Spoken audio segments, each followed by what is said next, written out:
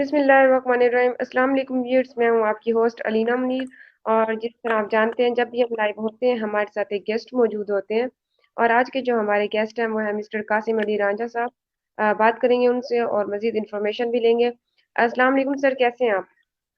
अल्हम्दुलिल्लाह खैरियत। सर आप सर बताएं। सर सबसे सर सबसे पहले मैं आपसे ये चाहूंगी कि आप हमारे व्यूअर्स को अपना इंट्रोडक्शन करा दें। डॉक्टर कासिम अली रांझा मेरा नाम है। डिस्ट्रिक्ट मंडी बहाउद्दीन की तहसील फालिया का मैं रहायशी हूँ और यहीं पे मेरा क्लिनिक है। अगर बात कीजिए क्वालिफ़िकेशन की तो मैं DHMS होम्योपैथिक डॉक्टर हूँ। उसके अलावा मैंने FTJ 4 year honour herbal medicine programme होता है वो किया है। और साथ मेरा मास्टर है उर्दू लिटरेचर और इस्लामिक स्टडीज़ में। लेकिन स्पेशलाइजेशन जो है वो मैंने कपिंग थेरेपी में की IHMS इस्लामाबाद से। और उसके बाद जो है मैं अपना क्लिनिक चला रहा हूँ। ओके सर, तो सबसे पहले मैं आपसे आपके प्रोफेशन से रिलेटेड ही क्वेश्चन करूंगी। बिकॉज कि आप जाहिर है आपने इतनी डिग्रीज ली हुई हैं, लेकिन जहाँ तक मैंने सुना है कि डिग्रीज से ज्यादा स्किल्स इंपॉर्टेंस रखती हैं। तो सर इसके मुतालिक आप क्या कहेंगे? बिकॉज आपके पास ऑलरेडी इतनी डिग्री भी है और इसके अलावा आप अपनी क्लिनिक भी कंटिन्यू किए हुए हैं। तो सर आप हमें बताएं।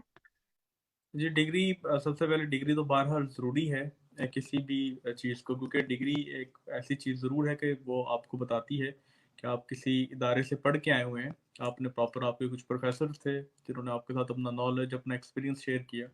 उसके बाद आप, उन्होंने आपको इस काबिल समझा कि आपको डिग्री दी। उसके बाद आपके ऊपर हाउस जॉब की, उसके बाद आप प्रैक्टिकल लाइफ के अंदर आए।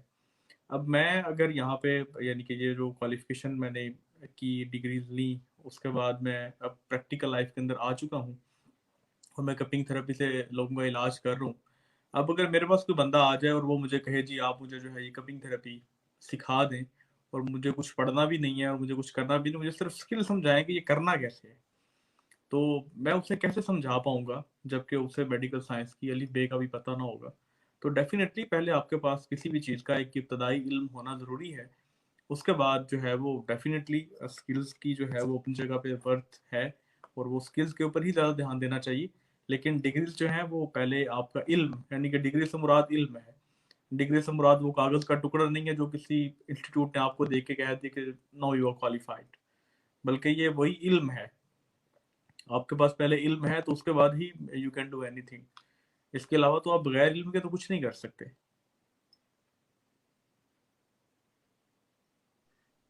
जी बिल्कुल। तो सर बात करेंगे कप थेरेपिस्ट की।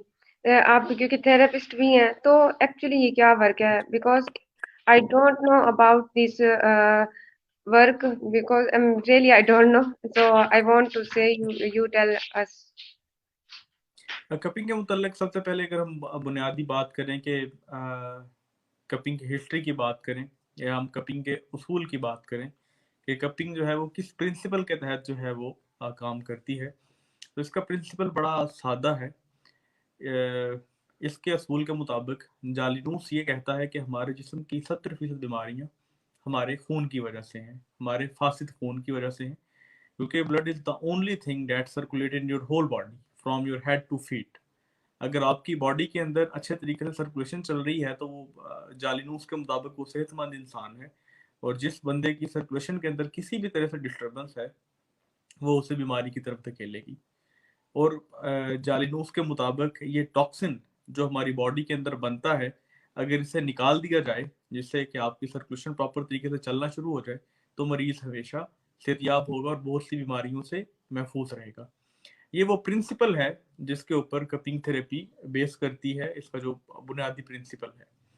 उसके बाद हम इसके हिस्टोरिकल पर्सपेक्टिव पे बात करें तो मुख्तलिफ अदवार में इसी असूल को, यानी कि इंसानी सेहत, इंसानी जिस्म में से फासिद खून को बाहर निकालने का अमल, ये मुख्तलिफ अदवार में मुख्तलिफ तरीकों से मुख्तलिफ लोगों ने सर अंजाम दिया।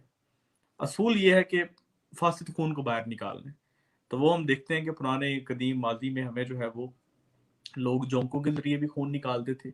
आज भी ये होती हैं, जैसे आजकल तो उसे लीचेस थेरेपी भी कहा जाता है। आमतौर पर देहात के अंदर जो है वो भी जानवरों के ऊपर वो आ जाती हैं और उनका वो गंदा खून जो है वो टॉक्सिक ब्लड जो है वो सक करती हैं, और उससे वो मवेशी जो है वो ढेर सारी बीमारियों से बचते हैं।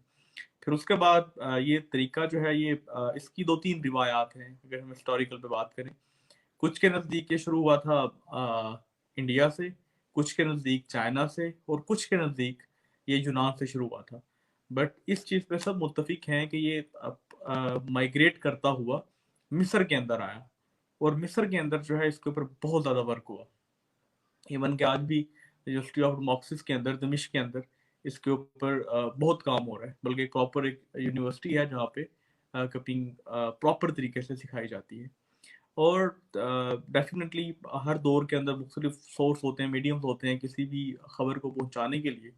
आज हमारे पास सोशल मीडिया है, लेकिन अगर हम हिस्ट्री को उठा के देखें तो हमें पता चलता है कि ये सबसे बड़ा काम ताजिर किया करते थे, बिजनेसमैन।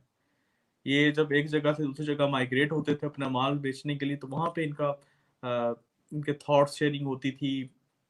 हमें पता चलता था अच्छा चाइना के बाशिंदे जब यहाँ पे आए हैं तो उन्होंने क्या किया, हम जब माइग्रेट होके कहीं पे गए हैं तो हमारा तर्ज ज़िंदगी क्या है, हम खाते क्या है, हम सारे मामलात क्या करते हैं। और ये तरीका माइग्रेट करता हुआ जब मिस्र के अंदर पहुंचा तो मिस्र के अंदर जो है वो हिजामा होना प्रॉपर शुरू हो गया। और मेरे आका सल्लल्लाहु अलैहि वसल्लम ने मिस्रियों को ही हिजामा करते हुए देखा और इस तरीका इलाज को बड़ा पसंद फरमाया। और इसकी सबसे ज़्यादा इंपॉर्टेंस तरीका इलाज की यह है कि ये मेरे आका सल्लल्लाहु अलैहि वसल्लम का एक तरीका इलाज है जिन्हें उन्होंने बेहद पसंद फरमाया। ना सिर्फ पसंद फरमाया बल्कि तायद भी की। इवन कि जब मेरे आका सल्लल्लाहु अलैहि वसल्लम मेराज की रात वो गए तो आपका फरिश्तों की जिस जमात पर से भी गुजर हुआ, उन्होंने कहा कि आप अपनी उम्मत को हिजामा का हुक्म दें। और बुखारी और मुस्लिम के अंदर मुतअद्दिद अहादीस हैं, बहुत ज़्यादा पूरे पूरे चैप्टर्स इसे बांधे गए हैं कपिंग के ऊपर। इवन के मेरे आका सल्लल्लाहु अलैहि वसल्लम ने इसके पॉइंट्स भी बताए हैं कि इन इन पॉइंट्स के ऊपर जो है वो हिजामा करवाना चाहिए। बल्कि अब आगे रमज़ान आ रहा है, मेरे आका सल्लल्लाहु अलैहि वसल्लम रमज़ान में भी रोज़े की हालत में भी हिजामा करवाते थे, अपने सर पे, अपने कंधों पे, अपने पाँव पे। इसके मुख्तलिफ पॉइंट्स हैं उस तरीके इलाज से। लेकिन सबसे ज़्यादा जो कि किसी मुसलमान के लिए ये अपीलिंग है तो वो यही है कि ये एक सुन्नह ट्रीटमेंट है। ये कुछ इसकी बुनियादी इसका असूल और ये इसका हिस्टोरिकल पर्सपेक्टिव है। बाकी मज़ीद आप सवाल करें तो मैं अगेन आपको बताता हूँ।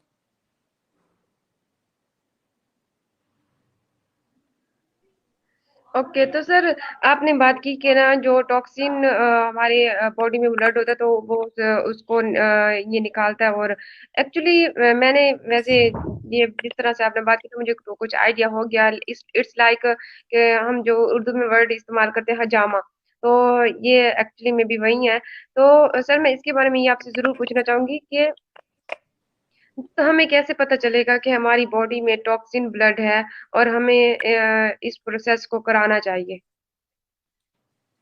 हमारी बॉडी के अंदर अगर हम बात करें बुनियादी तौर पे आपका सवाल ये बनता है कि टॉक्सिन बनने की वजूहात क्या होती हैं कि जिन्हें हमें ख़त्म करना चाहिए। हाँ, हम अपनी लाइफ का मुताला करें तो हम हर चीज़ ही टॉक्सिन यूज़ कर रहे हैं। मसलन मैं चिकन खा रहा हूँ, ये ब्रायलर है, ये बड़े गैर कुदरती तरीकाकार से इसे बड़ा किया जा रहा है। मतलब उसकी आमतौर पर जो देसी मुर्गा है उसे कुछ काफ़ी महीने चाहिए होते हैं एक हेल्दी मुर्गा बनते हुए। जबकि हम उसे फीड देते हैं, फीड देने के बाद हम 30 से 40 दिन के अंदर उस पूरे मुर्गे को तैयार कर देते हैं जो कि टॉक्सिन से भरपूर होता है। और फिर हमारे सारे फास्ट फूड, वो आपके जिंगर हो, आपका पिज्ज़ा हो, हर चीज़ उसी चिकन के ऊपर बेस कर रही है। सबसे बड़ा आपके टॉक्सिन का जो है। उसके बाद हम सब्जियां इस्तेमाल करते हैं, हमें कोई भी ऑर्गेनिक सब्जी मैसर नहीं है यहाँ पे। सारी खाद वाली सब्जियां हैं, उनको के ऊपर तरह तरह के स्प्रे और केमिकल्स। उसके बाद हमारी फिजा बहुत गंदी है, इतनी फिजा के अंदर इतना टॉक्सिक है, हम इतना इनहेल करते हैं। उसके बाद सिगरेट नोशी है। उसके बाद ये गाड़ियाँ चलती हैं, इनका धुआं है। ये सारी चीज़ें मिलके हमें हमारी बॉडी में टॉक्सिन बनाती हैं। अब ये वो मैंने आपसे 4-5 बातें की हैं जिससे हमारे मुआशरे में कोई भी नहीं बचा हुआ। ये हर बंदा जो है इन चीज़ों को यूज़ भी कर रहा है, इन चीज़ों के साथ उसके साथ जो है वो सारे मामलात होते चले जा रहे हैं।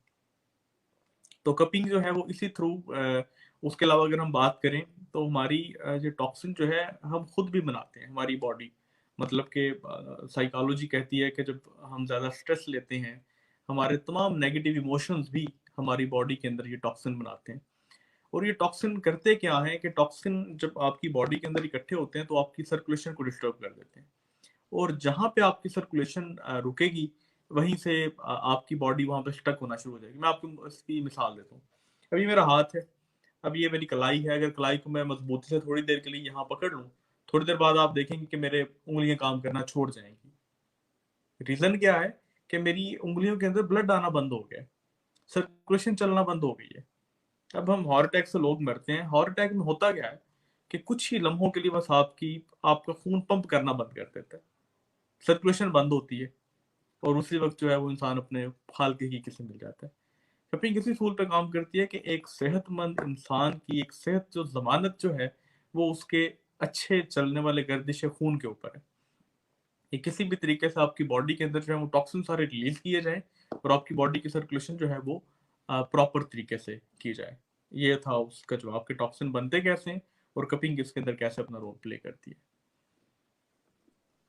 ओके सर, तो यहाँ तक तो आपने हमें बता दिया सर। अब हमें ये भी बता दें कि कपिंग का एक्चुअली जो प्रोसेस होता है वो होता है कि क्योंकि जो मैंने सुना था डिफरेंट लोग करते हैं, और आई डोंट नो कि तरीका कार सही है या सही नहीं है। तो बिकॉज के आप हमारे साथ आज मौजूद हैं, तो जो व्यूअर्स हैं हमारे, तो वो इससे फायदा लें और एक जो सही प्रोसेस होता है उस पे अमल करें। तो सर आप हमारे साथ शेयर करें। जी, मैं कुछ बड़ी बुनियादी बातें जो हिजामा करने से पहले मरीज को भी पता होनी चाहिए वो ये है कि सबसे पहले इस चीज़ का कंफर्म करें कि आप जिस डॉक्टर के पास जा रही हैं क्या वो क्वालिफाइड भी है या नहीं, किसी प्रॉपर इंस्टीट्यूट से पढ़ा हुआ भी है कि नहीं।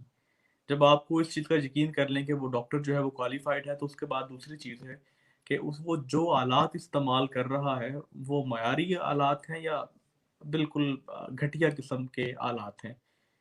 उसके बाद ये भी घटिया आलात का भी कोई इतना मसला नहीं होता जितना मसला हमारे मुआशरे के अंदर अब ये फन है कि वो हम रीयूज करना शुरू कर देते हैं। एक ही कप्स हैं वो एक मरीज को लगाए हैं, उसके बाद दूसरा मरीज आ गया है वही कप धो के या वैसे ही उसे लगा दिए। इससे बहुत ज़्यादा बीमारियां फैल रही हैं और ये मेडिकल साइंस के बिल्कुल खिलाफ है। इसके लिए कपिंग के अंदर यूज होने वाले तमाम इक्विपमेंट्स ये सिर्फ एक दफ़ा यूज होते हैं, एक दफ़ा यूज करके इन्हें हमेशा के लिए डिस्ट्रॉय कर दिया जाता है। और इवन के आपके वो ग्लव्स हों, वो आपके ब्लेड हों, वो आपके कप्स हों, वो आपकी शीट हो। मैं आपको खून का एक असूल बता देता हूँ कि खून जिस चीज़ के ऊपर भी लग जाता है वो चीज़ आपकी लाइफ टाइम के लिए वेस्ट है, वो आपका इंजेक्शन हो या कुछ भी हो। तो इन चीज़ों का जो है वो पहले डॉक्टर की क्वालिफिकेशन का हो कि देखिए हमारी बॉडी के टोटल 143 पॉइंट्स हैं कपिंग के अंदर, मुख्तलिफ बीमारियों के मुख्तलिफ पॉइंट्स हैं। अब डॉक्टर को सबसे पहले उसका काम होता है डायग्नोसिंग करना। डायग्नोज वो इसी सूरत में कर पाएगा अगर वो क्वालिफाइड है, उसने उस चीज़ को प्रोफेशनल तरीके से पढ़ा हुआ है कि मेरे पेशेंट को कितने कप्स की और कहाँ कहाँ पे ज़रूरत है। ये तो उससे अगला मरहला है कि अब वो जो इक्विपमेंट इस्तेमाल कर रहा है वो कैसे कर रहा है। उसके बाद कुछ बुनियादी बातें यानी कि ढेर सारी ऐसी बीमारियां होती हैं कि जिनके अंदर हम कपिंग नहीं कर सकते।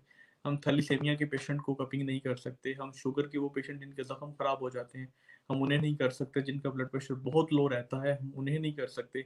इवन के पेशेंट को बुखार खांसी फ्लू अगर वो एक मॉडरेटिव कंडीशन के अंदर नहीं है उस वक्त भी कपिंग करना उसे मुनासिब नहीं है।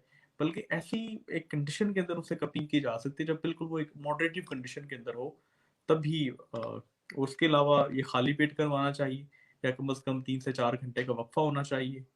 और ये कुछ बुनियादी बातें हैं जो पता होनी चाहिए पहले पेशेंट को जिसने हिजामा करवाना है।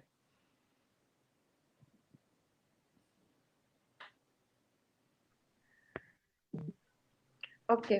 तो सही बात है सर कि एक पूरे जो प्रोसेस के साथ होता है वो ज्यादा बेटर होता है, बजाय इसके कि आपको इन्फॉर्मेशन नहीं है और आप कराना पहुंच गए हैं। समटाइम्स ये भी सुनने में आता है कि जो मतलब मौलवी साहब हैं, या मतलब जो इस तरह खवातीन भी हजामा करती हैं, आई डोंट नो कि ये क्या प्रोसेस है, बिकॉज मैंने कभी कराया नहीं है और ना ही मुझे पता था इसका सही से। तो खैर सर, वैसे अगर ना इस तरह अगर देखा जाए तो ये कितना ज्यादा इम्पोर्टेंट है, बादल मतलब के साथ सबसे हिजामा। पहले अगर हम बात करें उलमा इकराम की, आपने कहा कि उलमा जो है वो हम्म। शुरू कर दिया हुआ है, तो इन्होंने कपिंग को बहुत नुकसान पहुंचाया है। बड़ी माजरत के साथ मैं तमाम व्यूवर्स से जो है वो माफ़ी भी मांगता हूँ क्योंकि इन्हें दो गलतफहमियां पैदा हुई। एक गलतफहमी ये पैदा हुई कि ये एक सुन्नत तरीका इलाज है, तो आका हम्म सल्लल्लाहु अलैहि हम्म वसल्लम ने जो पॉइंट्स बता दिए हैं वो जैसे हैं वैसे बस करना शुरू कर दो, और उसके लिए हम्म किसी भी चीज़ की आपको ज़रूरत नहीं है। वो आप इक्विपमेंट्स कैसे भी इस्तेमाल करो, आपको तिबी साइंस का इल्म है या नहीं है, तो बस ये करते चले जाओ। और जब वो मैदान के अंदर आए और उन्होंने उन पॉइंट्स के ऊपर पेशेंट को चेकअप किए बगैर, देखे बगैर, क्योंकि मेडिकल का इल्म तो उनके पास है नहीं, और उसके बाद उन्होंने अपने इक्विपमेंट्स लेके आए और उन्होंने इवन के शेविंग ब्लेड इससे उन्हें इस्तेमाल किया। मैं आपको एक और इसके मुतल्लिक बताऊं कि कपिंग के अंदर एक्चुअली में ये वर्क कैसे करती है। हम्म कपिंग के अंदर एक बहुत बड़ी गलतफहमी लोगों के अंदर ये पाई जाती है कि इसके अंदर हमारा ब्लड निकलता है। ब्लड का एक कतरा निकलना भी कपिंग के उसूल के खिलाफ है। मतलब ब्लड क्या है, आपका हेल्थी ब्लड, और हेल्थी ब्लड कहाँ पे चल रहा है, वो आपकी वेन्स के अंदर चल रहा है, पूरी बॉडी के अंदर। लेकिन हम सही। कपिंग के अंदर जो हम फासिद जो टॉक्सिक ब्लड निकालते हैं वो हम वेन्स में से नहीं निकालते, बल्कि ये हमारी जो स्किन है, हमारी स्किन की 3 लेयर्स होती हैं, डर्मस और एपिडर्मिस। ये सिर्फ उसी के दरमियान ये फासिल खून जमा हुआ होता है। अगर वो आपकी बॉडी के अंदर है तो वो निकलेगा, अगर नहीं है तो वो भी नहीं निकलेगा। मसलन महेंद्र सिंह धोनी को 18 कप लगाएगी, उसका किसी एक पॉइंट में से एक कतरा भी नहीं निकला था। रिसेंटली पिछले हफ्ते मेरे पास एक पेशेंट आया, वो स्पेन से था और बड़ा उसका हेल्दी लाइफस्टाइल था, ऑर्गेनिक फूड यूज कर रहा था, हैवी वर्कआउट कर रहा था। हमारे पास गांव के भी ऐसे लोग आते हैं जो बड़ी देसी डाइट यूज करते हैं, उसके बाद हैवी वर्कआउट करना होता है उन्हें अपनी फील्ड के अंदर, उनकी बॉडी के अंदर टॉक्सिन होती ही नहीं। ये तो जिसके अंदर जो मसला हो वही निकाल उसमें से जो है वो टॉक्सिन निकलता है, नहीं हो तो नहीं निकलेगा। लेकिन आमतौर पे होता ये है कि जब हम शेविंग ब्लेड यूज करते हैं, हम सर्जिकल ब्लेड यूज नहीं करते बल्कि शेविंग ब्लेड यूज करते हैं, तो वो आगे से इतना शार्प होता है कि वो आपकी वेन तक चला जाता है। फिर आपकी वेन में से आपका लिक्विड ब्लड निकलना शुरू हो जाता है। कभी मैं आपके साथ कोई वीडियो शेयर करूंगा कि जब हम कपिंग करते हैं तो इसके अंदर बिल्कुल जब हम वो कप उतारते हैं ऊपर से, तो ऐसे लोथड़ा बना हुआ होता है ऊपर, वो ब्लड का पूरा एक क्लॉट होता है, और वही निकालना मकसूद होता है। अगर लिक्विड फॉर्म में ब्लड निकल रहा है, इट्स मीन के अब आप ब्लड जो है आप वेन्स में से ले रहे हो। अगर वेन्स में से ही ब्लड देना है तो फिर आप ऐसी ब्लड डोनेट कर दो। लेकिन ब्लड डोनेट करना और कपिंग करवाना, both are total different things from each other. ये दोनों मुख्तलिफ चीजें हैं, बिल्कुल इनका आपस में कोई ताल्लुक नहीं है। और उलमा की हम बात कर रहे थे तो उन्हें अब अंदाजा नहीं होता अब डर्मस एपिडर्मस क्या है। वो कट्स लगाते हैं वेन तक, वेन में से भी जो है वो हेल्दी ब्लड निकलना शुरू हो जाता है, उसके बाद फिर वो ब्लड रुकता भी नहीं है क्योंकि वो जख्म हो जाता है। तो आमतौर पर इसमें तो बड़ा माइनर सा कट जो है वो लगाया जाता है। उसके बाद वो जब ब्लड निकलता है, फिर उसके बाद एक बहुत बड़ी गलतफहमी ये है कि ढेरों कप लगा दिए जाते हैं, 10-10, 15-15, 20-20, 25-25, कुछ लोग 40-40 कप भी लगा देते हैं। हालांकि हम एक वक्त में किसी बॉडी के अंदर, ये बेशक ये टॉक्सिन होता है, लेकिन ये किसी ना किसी तरीके से हमारी बॉडी के अंदर काम कर रहा होता है। हम इसे एक टाइम में मेडिकली तौर पे 250 से 300 ml से ज्यादा नहीं ले सकते। लेकिन यहाँ पे सुन्नत का बेदरेग इस्तेमाल होता है और पूरी बॉडी के ऊपर वो कप लगा दिए जाते हैं, और वो भी शेविंग ब्लेड के साथ। फिर वो बॉडी में आपकी वेन्स में से ब्लड आना शुरू हो जाता है, फिर उससे आपको वीकनेस भी होती है, फिर वो आपके जख्म भी बनते हैं, फिर उसके अंदर इन्फेक्शन के चांसेस भी होते हैं। उसके बाद लाजमी तौर पे आपको बुखार भी हो जाता है, और 4-5 दिन जो है वीकनेस आ जाती है, सारा प्रेशर आपके जिगर पे पड़ जाता है, और पूरी बॉडी का निज़ाम जो है बहरहाल एक दफ़ा ठीक ठाक दरहम भरम हो जाता है। वो बजाय फ़ायदे के हम नुकसान की तरफ चल जाते हैं। और एक जो सुन्नत का इतना खूबसूरत तरीका इलाज है, हम उससे भी जो है उसके बारे में हमारे जहन के अंदर अजीब ख्याल आना शुरू होते हैं कि कैसा तरीका इलाज है। जबकि कोई भी चीज़ है, पहले उसका असूल उसे समझना जो है बुनियादी बात होती है, उसके बाद उसका प्रॉपर इम्प्लीमेंटेशन जो है।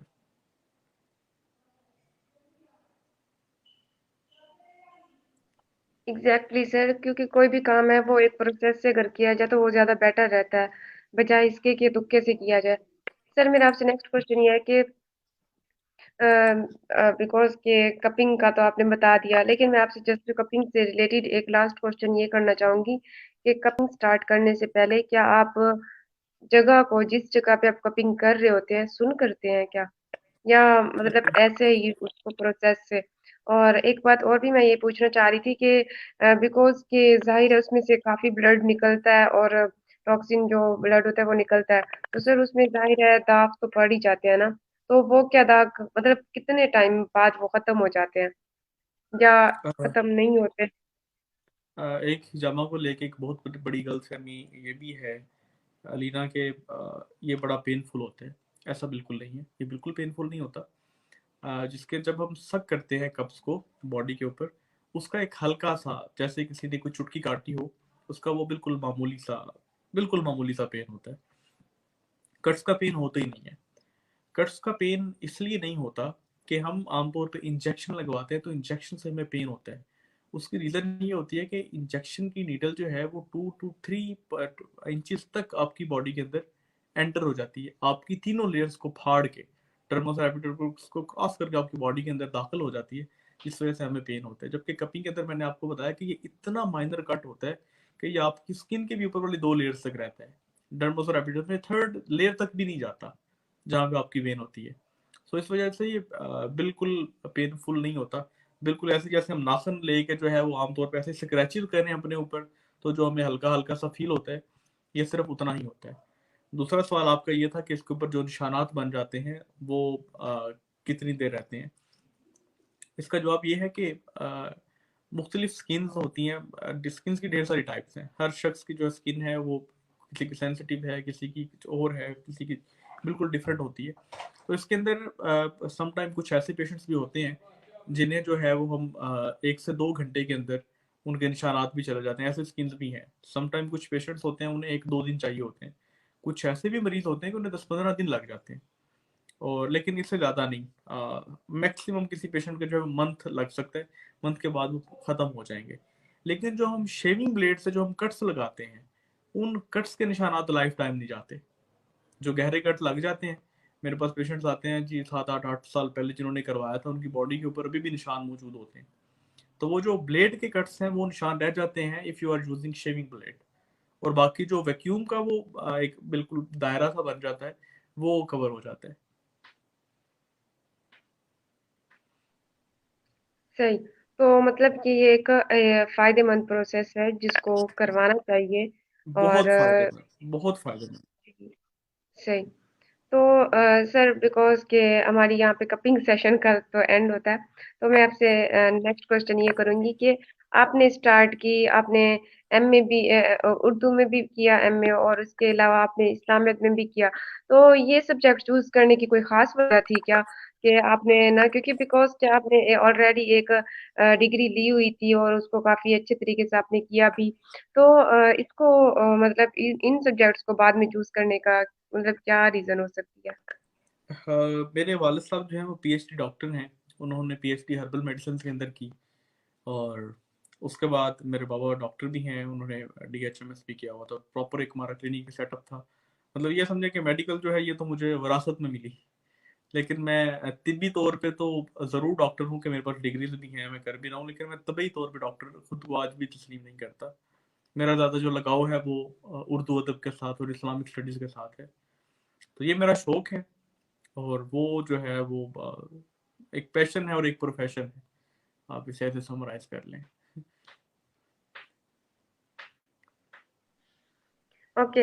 एक्चुअली मैं ये सोच रही थी, मुझे ये मतलब जहाँ तक अंदाजा हो रहा था कि शायद ना आपने ये प्रोसेस मतलब सीखने के बाद, कप थेरेपिस्ट सीखने के बाद, मतलब इसकी डिग्री लेने के बाद आपने इस्लामिक इसलिए ज्वाइन की ताकि इससे रिलेटेड काफी कुछ इंफॉर्मेशन इस्लामी तरीके से भी हो। खैर, ये तो आपका नहीं, इंटरेस्ट है ना। इस तरह का मामला नहीं था। जब मैं मेरी डिग्री कंप्लीट हुई डीएचएमएस एफटीजे, उसके बाद हम्म प्रैक्टिस में आना मेरे लिए मुझे शुरू से मुश्किल भी लग रहा था, और मैं खुद को इस हम्म काबिल भी नहीं समझ रहा था कि मैं करूँ। और मैं किसी एक हम्म ऐसे ऑल्टरनेटिव मेडिसिन की तलाश में था कि जिसकी हम्म अवेयरनेस दी जाए, अच्छे तरीके से किया जाए। तो उन्हीं दिनों में मुझे जो है वो हिजामा के साथ, कपिंग थेरेपी के साथ जो है वो काफ़ी मेरा शगफ पैदा हुआ। फिर जैसे मैंने स्टडी हम्म किया, इसे देखा, फिर उसके बाद जब मैंने पेशेंट्स को इसके साथ इलाज किया, तो मुझे बड़े हैरत अंगेज रिजल्ट मिले। अगर मैं हम्म बीमारियों का बताऊं कि किन बीमारियों के लिए कपिंग एक मुजले की तरह काम करता है, तो वो हम्म सबसे पहले फालज है। पैरालिसिस के ओके। पेशेंट की बुनियादी वजह ही हमारी बॉडी के अंदर उनका खून चलना बंद हो जाता है, उनकी पूरी बॉडी पैरालाइज हो जाती है। उसके लिए एक हाँ, आइडियल ये होता है। ट्रीटमेंट है। उसके हम्म अलावा एलर्जी, तो हमारे तमाम जल्दी मसाइल, वो खारिश है, वो दर्द है, चंबल है, दाग है, दाने हैं, धब्बे हैं, एवरी टाइप ऑफ स्किन के जो भी किस्म है, उसके लिए कपिंग एक आइडियल ट्रीटमेंट है। उसके अलावा माइग्रेन हम्म के लिए it's ideal hmm, treatment frozen shoulder के सही। लिए। उसके बाद हमारी स्पेशल किसी खास मतलब पैकेज में हमारी लोअर बैक के अंदर जो है वो बहुत ज़्यादा हमें दर्द होना शुरू हो जाती है, ये शोल्डर्स, पट्टों का अकड़ाव, और इन तमाम चीज़ों के लिए कपिंग बिल्कुल एक मोजज़े की तरह काम करती है। कि मेरे पास बड़े बड़े सही। क्रॉनिक पेशेंट जो 8-8 10-10 साल से इन मसाइल के अंदर दो चार थे, अल्लाह पाक ने इस तरीके इलाज में उन्हें शिफा फरमाई। तो ये हुँ, इसके हुँ। तो अपने रिजल्ट जो है वो इतने हैरत अंगेज थे कि इसने मुझे मजीद कन्विंस किया कि मैं इसे मजीद बेहतर हुँ, पढ़ूं, इसे समझूं। अभी अल्हम्दुलिल्लाह मैं एक बुक भी लिख रहा हूँ इसके ऊपर, वो बड़ी डिटेल के साथ उर्दू के अंदर। तो इंशाल्लाह ताला वो जब कंप्लीट होगी तो वो उसके बाद मजीद इसकी राहें खुलेंगी इंशाल्लाह। इंशाल्लाह सर, इंशाल्लाह आपकी बुक भी ज़रूर परचेज़ भी करेंगे और उसको पढ़ेंगे भी। थैंक सर मेरा आपसे लास्ट क्वेश्चन ये है कि आप हमारे व्यूअर्स को लास्ट मैसेज क्या देना चाहेंगे? यू। लास्ट मैं जो मुझे सुन रहे हैं मैं उन्हें यही पैगाम दूंगा कि अपने मुल्क के हवाले से, कि अपने मुल्क को अच्छे तरीके से हमें सर्व करने की ज़रूरत है। मुल्क जो है एक ऐसी कंडीशन के अंदर है कि जहाँ पे सिर्फ एक बंदे के ऊपर आ जाने से ये निज़ाम नहीं बदलेगा, बल्कि जो बंदा अपनी जिस फील्ड के अंदर भी है उस फील्ड के अंदर बड़े अच्छे तरीके से ईमानदारी के साथ काम करे, ईमानदारी के साथ लगन के साथ काम करे, उसे अपना समझ के करे। लेकिन हमारे मुआशरे की बदकिस्मती ये है कि हम किसी पॉजिटिव चीज़ को उसके नेगेटिव इस्तेमाल के लिए पढ़ रहे हैं, जिसके नतायज कुछ यूं हैं कि हम सबसे पहले हम डॉक्टर्स की ही बात करें तो डॉक्टर्स जैसा एक मसीहा होना चाहिए, वही हमारे मुआशरे का सबसे बड़ा कसाई है। पुलिस जिसका काम अमन और मान कायम रखना है, वही सबसे बड़े बदमाश है। वो वकील जिसका काम सच बोलना है, वही सबसे बड़ा झूठा है। आप किसी भी फील्ड के अंदर किसी भी बंदे को ले लें, वो अपने पॉजिटिव प्रोफेशन को जो है बड़े नेगेटिव वे से यूज कर रहे हैं। तो मैं किसी को ये नहीं कहता अपना प्रोफेशन चेंज करे या जो कुछ भी करे, वो अपनी फील्ड के अंदर जिस तरीके से भी है कि वो उसके अंदर अच्छे तरीके से परफॉर्म करे। तो इंशाल्लाह ताला इसी तरीके से पूरे मुल्क के अंदर भी तब्दीली आएगी और पूरा मुल्क जो है वो एक तहजीब की तरफ गामजन होगा। और मेरा अपने व्यूवर्स के लिए यही पैगाम है। और मैं भी आपका वो टाइमलाइन देख रहा था, आज आपकी बर्थडे भी है, मैं वो भी आपको विश करना चाहूंगा। अल्लाह ताला आपको थैंक यू सो हमेशा मच खुश सर। रखे, सलामत रखे, आबाद रहें आप। आमीन, आमीन sir. Thank you so much sir, आपने अपना इतना प्रीशियस टाइम हमारे लिए निकाला और ज़ाहिर है हमारे शो को जितने भी व्यूअर्स आई होप देखेंगे तो उनको बहुत ज़्यादा बेनिफिट होगा और वाक़ई मतलब थैंक यू कराना सो मच। चाहिए कप ट्रीटमेंट। और अगर कोई चीज़ फ़ायदा देती है तो और वो इस सबसे बड़ी बात ये है कि सुन्नत भी है, तो उस जी पर अमल बिल्कुल। भी करना चाहिए। जी। तो एग्जैक्टली। हमारे शो का टाइम यहाँ पे एंड होता है। इंशाल्लाह मिलेंगे व्यूअर्स नेक्स्ट सेशन में अपने एक नए इंशाल्लाह मेहमान ज़रूर। के साथ। तब तक के लिए अपनी होस्ट अलीना मुनीर को और हमारे गेस्ट कासिम अली रांझा साहब को इजाज़त दीजिए। अल्लाह हाफ़िज़। अपना ख़्याल फीमा। रखिए। अल्लाह हाफ़िज़।